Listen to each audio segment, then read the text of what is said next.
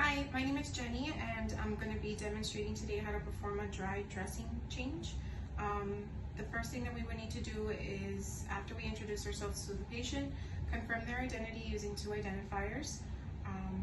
So I'll go ahead and begin that.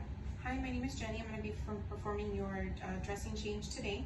Can you confirm your name and your date of birth?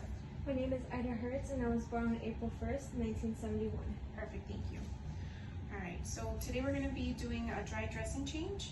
I'm going to go ahead and verify the provider's orders, go get my supplies, and then I'll come back.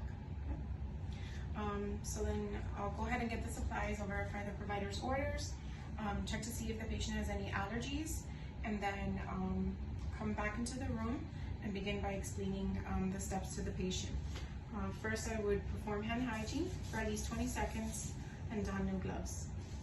Then I would also assess the patient's pain level to determine if we need to administer any pain medications, which would need to be done at least 30 to 60 minutes prior to changing. Are you in any pain right now? No, I'm not. Okay, perfect. So then we would adjust the height of the bed to a comfortable working height, and we would also ensure that the patient is comfortable and that their privacy is protected, so we would close any curtains if needed. Okay? So then we'll begin by exposing the area of the wound.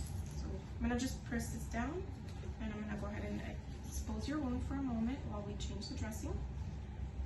Okay.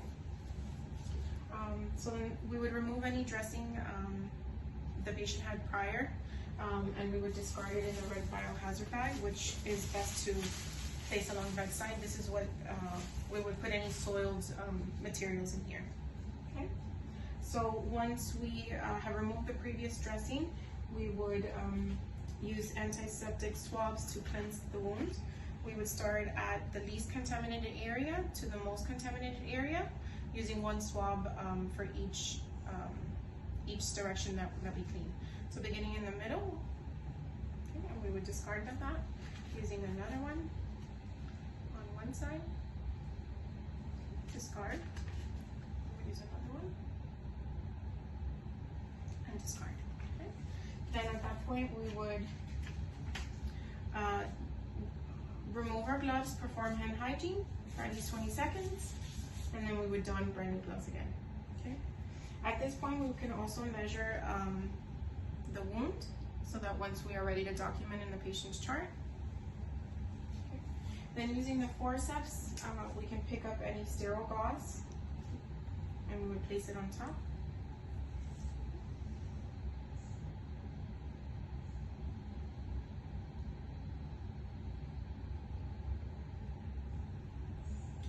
Now, in order to secure the gauze, we would need to add a secondary dressing. This is an abdominal pad that we would use to place on top. Okay. We would secure this secondary dressing with tape on all four sides.